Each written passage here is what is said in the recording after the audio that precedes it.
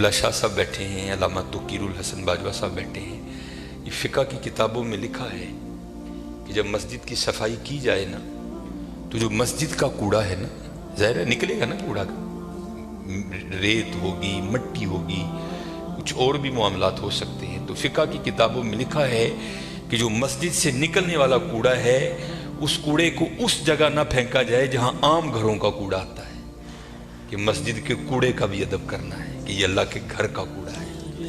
اس لیے حضرت ادب کیا کرو، ادب کیا کرو، ادب کیا کرو۔ ادب پہلا کرینہ ہے محبت کے کرینوں میں۔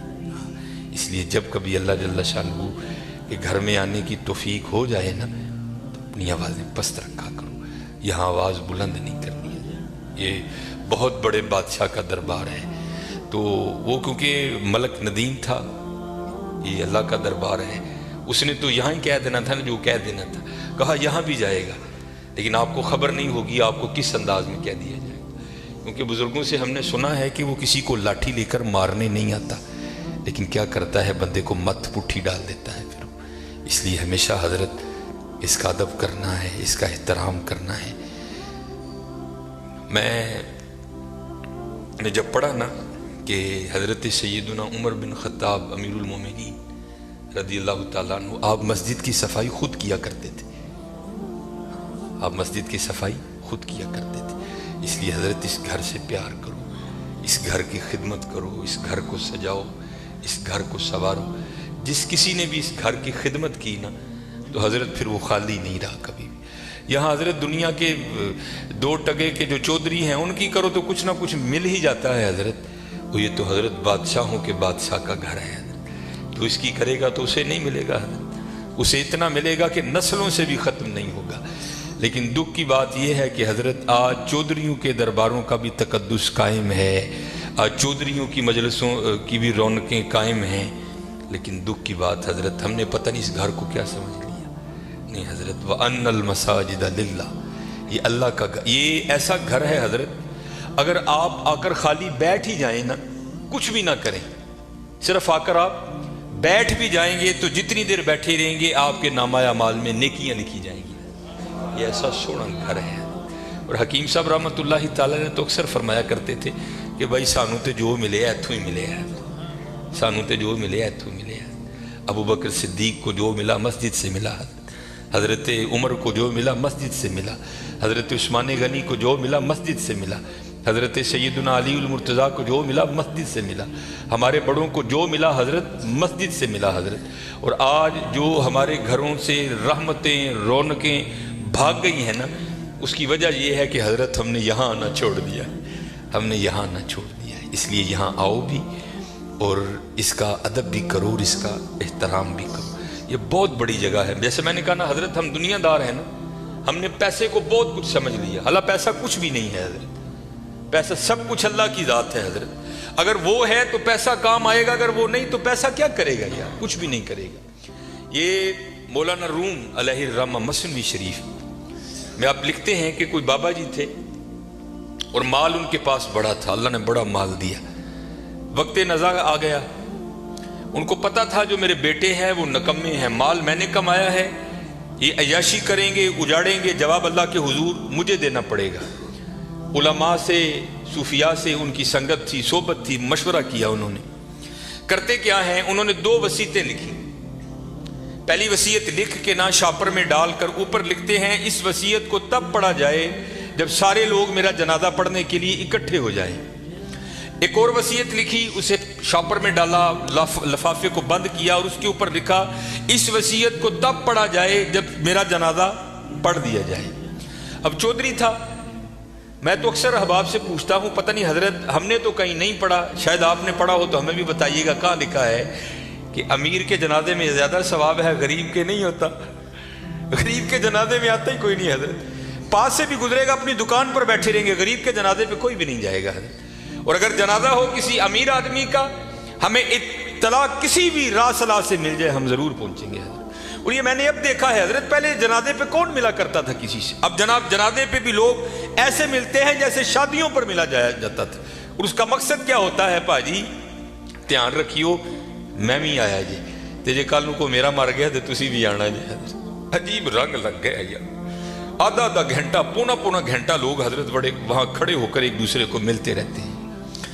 लोग जनाजा पढ़ने के लिए आ गए, इमाम साहब भी खड़े हुए, आपने लोगों को नीयत बताई। तो जो बाबे का बड़ा बेटा था ना, वो कहता है मौलवी साहब अब्बा जी होरां ने 2 वसीयतां कीतियां ने। पहली वसीयत पर उन्होंने लिखा है इस वसीयत को तब खोल के पढ़ा जाए जब सारे लोग मेरा जनाजा पढ़ने के लिए आ जाएं। अब सारे लोग आ गए हैं, कितारें बन गई हैं, सफ़ें बन गई हैं, तो आप ये वसीयत पढ़ें। ये मौलाना रूम लिख रहे हैं, सन 700 हिजरी में मसनी शरीफ आपने तसनीफ की। उसमें लिखते हैं कि जब वो वसीयत को पढ़ा ना अल्लामा साहब ने, तो बाबा जी लिखते क्या हैं, जो लोग भी मेरा जनाजा पढ़ने के लिए आ जाएं और आकर भी ना पढ़ें, मेरे सारे पैसे उनमें बांट दिए जाएं। अब जब ये ऐलान हुआ ना, तो थे तो हम जैसे ही सारे, उन्होंने कहा जनाजा फर्द किफ़ाया, चंद अहबाब भी पढ़ लेंगे, सबका हो गया। चलो अगर सवाब की बात है किसी और का पढ़ के ले लेंगे, यहाँ नगद पैसे मिल रहे हैं। एक निकला, दूसरा निकला, तीसरा निकला, यहाँ तक कि मौलाना रूम फरमाते हैं कि जितने लोग जनाजा पढ़ने के लिए आए थे ना, सब नेकी छोड़कर पैसे लेने के लिए पीछे जाकर खड़े हो गए। अब रह गए सिर्फ मौलवी साहब और बाबा जी के बेटे। बाबा जी के बेटों ने सोचा ले भाई वो पैसे तो साढ़े ने, ए लै लोग चले ने, चलो हूँ अब्बा जी ने वसीयत कर छड़ी, ये खैर उत्थे तो रेट नहीं हो सकती, लेकिन उनको असी भी तो लईए ना। एक बेटा, दूजा बेटा, तीजा बेटा, चौथा बेटा, चारों जाकर लोगों में खड़े हो गए। अब रह गए मोए बाबा जी और मौलवी साहब। फिर मुझे यहाँ मियाँ मोहम्मद बख्श साहब याद आए। आप क्या फरमाते हैं, जान दी वारी क्या डरोना बनिया, डर दे हथ नहीं लांदे, जिन्हां लई तू पाप कमाए किथे ने तेरे कर दे। रोना है जी हजरत, मैंने बड़ा बड़ा कुछ देख लिया है, इतना इतना कुछ देखा है कि दिल करता है सिर तिखे पा के कितने टुर जाइए साइड, लेकिन क्या करें, ड्यूटियां लगी हैं, निभानी पड़ती। मैं नया नया गया ना जब बागडा कलूंगी, अमीर आदमी, लैंड क्रूजर, प्राडो जनाब, सज्जे खब्बे, मेरी भी थोड़ी फिरकी घूम गई, बड़ी मोहब्बत मिली जनाब। अक्सर बड़े बड़े नाम जाते हुए वसीयत कर गए कि सानू गुसल जड़ा नाफा साहब देन गया। मैं भी नया नया था, मैंने भी चले जाना। एक बहुत बड़ा हजरत सियालकोट का नाम है, गुसल देने के लिए गया। इसी तरह सर्दियां थी, बाबा लेटा है चारपाई पे, उसका बेटा खड़ा था, तो बाबे ने ना स्वेटर पहन रखा था। स्वेटर भी कोई माड़ा स्वेटर नहीं हजरत, ब्रांड का स्वेटर, कई हज़ार उसकी कीमत होगी। तो मैंने बड़े बेटे को कहा, मैंने कहा गल बात सुन लो, जो तेरे हाथ में ये जो एप्पल का मोबाइल है ना, जिसकी कीमत इस वक्त भी 1.5 लाख से ऊपर है, ये बाबे की कमाई का है। ये तूने हाथ पे राडो बांध रखी है ना, ये बाबे की कमाई की है। जो तेरे पास लैंड क्रूजर है ना, ये बाबे की कमाई की है।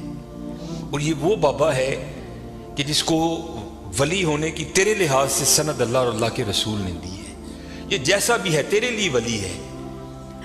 जिम्मेदारी मेरी है, जे तू कहें तो मैं बाबे का स्वेटर एने तेन ला के दिना वा कि बाबे ने भी तकलीफ नहीं होएगी, तो स्वेटर तू रख लै, बाबे का स्वेटर है, ऐसे सदके तेरिया मौजा ने पाया कर।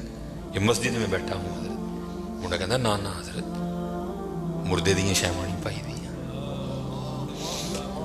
मैं ज़ालिमा लोगों ने मुर्दा तेरा ते भाई यार की करन दे। उन्हें कहा नहीं मैं नहीं मुर्दे की शह पानी है तेरे, जिन्हां लई तू पाप। ये मियाँ साहब ने एवं नहीं लिखे हजरत, आपने बड़ा मुशादा किया था ज़माने का, जिन्हां लई तू पाप कमाई तेरे कर। खैर हजरत कैंची मेरे हाथ में थी, मैंने स्वेटर काट दिया। नीचे वो बाबे के कपड़े आए, और वो भी बाबे ने कैम्ब्रिज के, मुझे ब्रांड याद है आज भी, कैम्ब्रिज के बाबे ने कपड़े पहने हुए थे, हाफ वाइट कलर की शलवार कमीज थी बाबे की। मैंने दूसरे बेटे को कहा, उसी तरह मैंने कहा सारियां मुजाहिदियां ने, बाबे की शलवार है कमीज मैं लाना रख लै यार, कदी कदी तबरक समझ के पाई कि मेरे वालद दी। उसने भी यही कह के इनकार किया। फिर जब गुसल देने की बारी आई, मैंने कहा बताता मैं हूँ गुसल कैसे देते हैं। ऐ वो अब्बा जिहदे मोढे ते बह के तुसीं टुरना सिक्खिया सी, ऐ वो अब्बा जिहदी उंगली फड़ के तुसीं टुरना सिक्खिया सी, ऐ वो अब्बा जिहड़ा कदी तुहानूं मरी खड़दा ही, कदी नारान खड़दा ही, कदी कागान खड़दा ही, कदी इंग्लैंड लैके गया, कदी सिडनी लैके गया। मैं दसना वा गुसल दो, तीनों बेटों ने गुसल देने से इनकार कर दिया। कुछ भी नहीं हजरत, ये इसी तरह है, इसी तरह है। अगर इससे प्यार करोगे, वहां बेवफाई करोगे तो इसी तरह है, इसी तरह। सारे खड़े हो गए, रह गए मौलवी साहब और बाबा जी। सारे लोग पैसे लैन को लेते, चार मलंग पे लंघन فَمَن يَعْمَلْ مِثْقَالَ ذَرَّةٍ خَيْرًا يَرَهُ. اللہ کہتے ہیں اگر کسی نے ذرے برابر بھی خیر کیتا ہے نا مدد ضائع نہیں کروں گا، انہوں بدلہ داں گا. اور کیونکہ وہاں تو حضرت تول ہوگا. فَأَمَّا مَنْ ثَقُلَتْ مَوَازِينُهُ فَهُوَ فِي عِيشَةٍ رَاضِيَةٍ. جنہیں نیکیاں ود گئی ہیں وہ زندگی دل پسند ہوئے گی. اسی لیے جو اللہ والے ہیں وہ نیکیوں کی بڑی قدر کرتے ہیں، وہ ایک نیکی کو بھی ضائع نہیں ہونے دیتے. ہو سکتا ہے کل یہی کام بنا دے. اور ہم تو یہاں حضرت ایسے نیکیوں کو ضائع کرتے ہیں کہ الامان والحفیظ. حضرت بابے اور عیسان تین نال مریض سن ویکھیا جنازگاہ چ لوگ کھلوتے نے. جانا ہی ہے نا کتے 5 منٹ لیٹ ہو جائیں گے، فری دی نیکی ہے، آؤ چلیے. آ کر کیا دیکھتے ہیں بابا جی اور کلے مولوی صاحب، دنیا جناب کھڑی ہے ادھر. وہ بابے مولوی انہوں نے پوچھنے لگے مولوی جی حکم تے ہے وے کہ جدوں جنازے دا معاملہ ہے تے چھیتی کرو، جنازہ کیوں نہیں پڑھن دے. مولوی صاحب کہنے لگے حضرت بابا جی جاتے ہوئے وصیت کر کے گئے ہیں کہ جو لوگ میرا جنازہ پڑھنے کے لیے آئیں اور آ کر بھی نہ پڑھیں میرے پیسے ان میں تقسیم کر دیے جائیں. یہ سارے وہ بدبخت کھڑے ہیں کہ جن کو نیکیوں کی ضرورت نہیں ہے، یہ کہتے ہیں ہم نے پیسے لینے ہیں. اب آپ بتائیں آپ کا کیا معاملہ؟ پھوکو پیسے ہیں جو میرے مقدر میں ہیں. بابا جی کہہ رہے ہیں جو میرے مقدر میں ہے کون روک سکتا ہے. میاں محمد بخش رحمت اللہ تعالی نے بڑی خوبصورت بات لکھی اور میں نے بے تحاشا بار مشاہدہ کیا اس کا. آپ فرماتے ہیں اندھیر غبار باورچی خانہ سہ منا وچ پکدا، باج مقدروں ککھ نہیں لبدا، دیگی روے ترا